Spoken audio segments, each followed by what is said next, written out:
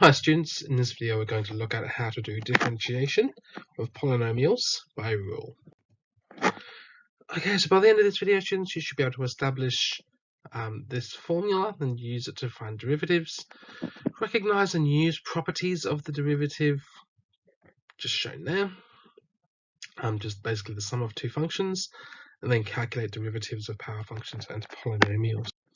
Alright, so some things just to remember. So the derivative is one of those mathematical words we use, and it describes the instantaneous rate of change of a function. We use our difference quotient here to calculate derivatives. Right, we're calling it derivative. This is what we call derivatives by first principles, where basically this is just our gradient formula, where we've got our change in y on top, change in x on the bottom, and our instantaneous rate is when our denominator, our change in x, gets very, very close to zero. So what is our exact gradient? That's what our formula is working out there. And then we've got, we need to also remember some things about our index notation. So for example, with our negative powers, when we've got terms with powers in the denominator, another way of writing that is with a negative power. So that's 2 times x to the negative 4. Note here that the negative 4 does not apply to the 2 because it's in the numerator. Really, that's just 2 times x to the negative 4. All right, with fractional powers, we're thinking about roots here. So we've got the fifth root of x. So how we write that is x to the 1/5. Now for this next one, if we've got the cube root of x to the 8, how we'll write that one is x to the power of 8 over 3. So that root sign basically makes our powers fractional, where the number on the root sign is the denominator. The other one to remember is square root x. That actually just means half, or that's the second root, sorry, of 2. So that'll be x to the power half. That'll be a good one to remember too. All right, so two different ways we usually use to denote derivatives are Lagrange notation and Leibniz notation. So for Lagrange notation, we use the dashes. So if we've got f of x, the derivative we call f dash x. If we wanted to derive it again, it would be f double dash x. So that's where we use dashes and our function notation to represent derivatives. Leibniz notation is a little bit different. We use this notation d dx, which means the derivative of whatever follows. So if we've got y equals f of x, the derivative is d dx of y, or we just write that more simply as dy dx, or d dx of f of x is another way of writing it too. The key thing is that d dx just means the derivative of. Now how we can think about this form in particular is this looks a lot like our gradient formula, change in y over change in x. So what we've got here is on this side instantaneous rate, and this side is going to be our average rate. So really it is meant to look exactly like our gradient formula and the notation for our gradient formula, but the d's, dy, dx mean instantaneous gradient, whereas the change in y over change in x is more our average gradient. All right, so we've done some work differentiating by first principles. The thing is, as we've seen, that takes a long time. There's got to be a faster way to do this. And for polynomials and for power functions, so that's negative powers and fractional powers, there is a rule that's much easier to follow. Where the derivative of x to some power n, where n is just some constant, right, just some number, the derivative of that function is found by taking that n power to the front, or multiplying by that n power, and then decreasing the power by 1. So the power n is multiplied to the front, and then the powers goes down by 1. And that works for any polynomial, any power function, as well with negative or fractional powers in our function. All right, so let's do it in an example. So here we've got x squared, so d dx of x squared. The power goes to the front, and then the power goes down by 1. So 2x to the 1, which we can just write as 2x. Easy first one. For the next one, if we have to find the derivative of 4x to the 5, well, the power 5 comes to the front, and we're multiplying that. The 4 actually gets to stay where it is, and then that power 5 goes down to power 4.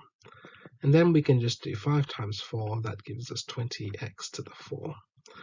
So with that number out the front, so with that 4 out the front, we can just do 4 times 5 gives us 20, and then power down by 1. All right, for this next one, we've got d dx of 3x7 minus 9x cubed. Now, what do we do here? Now, funnily enough, how our derivative function here works, it almost works like distributive law, where we can just derive each part of our function separately and then put them together. And that's totally okay. So that's exactly what we'll do here. So the derivative of 3x to the 7 will power to the front. So 7 times 3 is 21, and then power down by 1. And then 3 times 9 is 27. Power down by 1 gives us 2. So there's our derivative. When we have multiple terms, we just derive each one separately. And that's perfectly fine, and that actually works each time. All right, now we've got some fractions here. Now, when we've got x in the denominator, in terms of deriving it, it's always just going to be better if we write it in terms of negative powers. So we don't like fractions. We want to write it in terms of negative powers. So in this first term, that will be 3x to the negative 1 minus 2x. Now that's x cubed on the bottom, so that will become negative 3. And then our derivative of 3x to the negative 1 minus 2x to the negative 3. Negative 1 times 3 gives us negative 3x.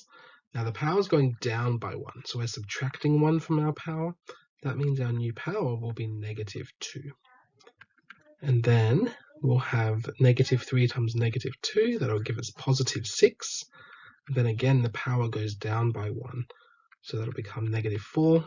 If I want to express it with positive powers, that'll be negative 3 over x squared plus 6 over x to the 4. Because remember, those negative powers are only on the x's, not on the coefficients themselves.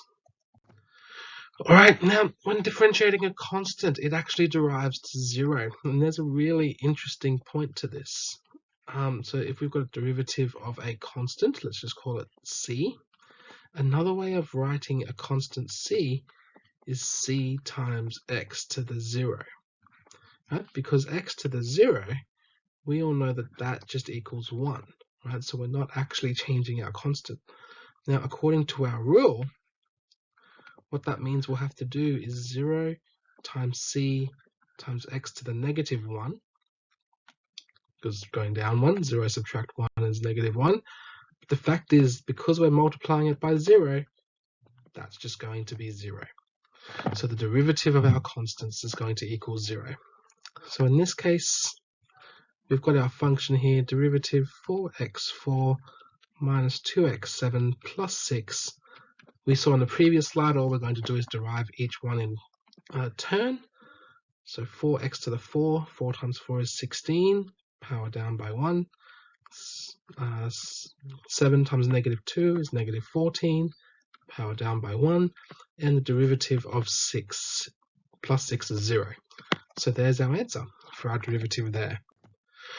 Well, now this also works for fractional powers. So we've got a couple of fractional power problems to do.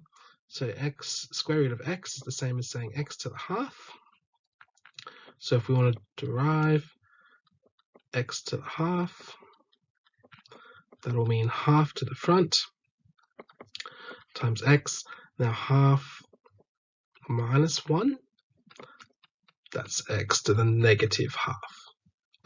And then if I want to rewrite that, that's 1 over 2 x to the half. That 2 stays on the bottom because it's in the bottom of a fraction.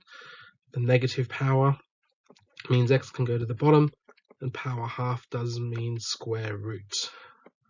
So the derivative of square root x is 1 over 2 square root x as well. Alright, and this last one, we've got d dx of negative 2x to the 5 plus 4x. Now it's in the bottom of a fraction, so it's negative. And it's a square root sign, and there's a cube there too. So that's x cubed over 2. So negative because it's in the denominator, it's cubed, but the square root sign means over 2 as well. So using our rule, power to the front, that'll be negative 10x to the 4, power to the front. So 4 times negative 3 over 2 is going to be negative 12 over 2. Then the power goes down by 1. Okay, so then when we simplify, that'll be negative 10x to the 4. Okay, negative 12 divided by 2 is negative 6. And then negative 3 on 2 minus 1, well, that's the same as 2 on 2. Negative 3 subtract 2 is negative 5 on 2. That's very messy. But there's our answer. I'm not going to bother simplify x to the negative 5 over 2. We don't need to. But yeah, that's our final answer.